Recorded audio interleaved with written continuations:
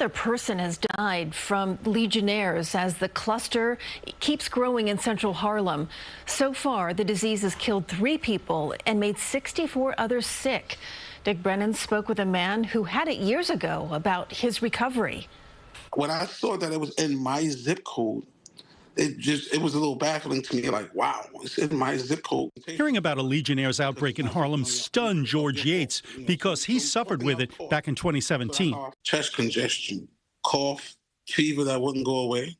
Even with Tylenol, it would go down, but it wouldn't go down enough that I didn't have a fever.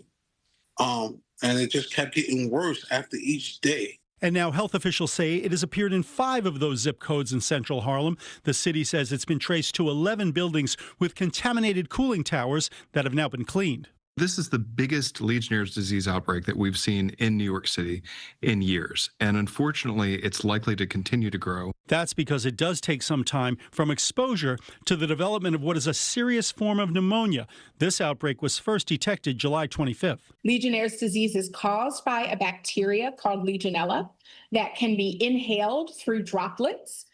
If they're infected, those droplets usually come from air conditioners and cooling towers. It doesn't spread person to person, instead from a contaminated mist in the air.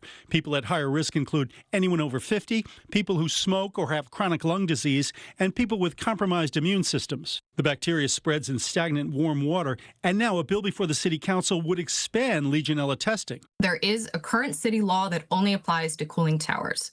It does not apply to the rest of the building water management system.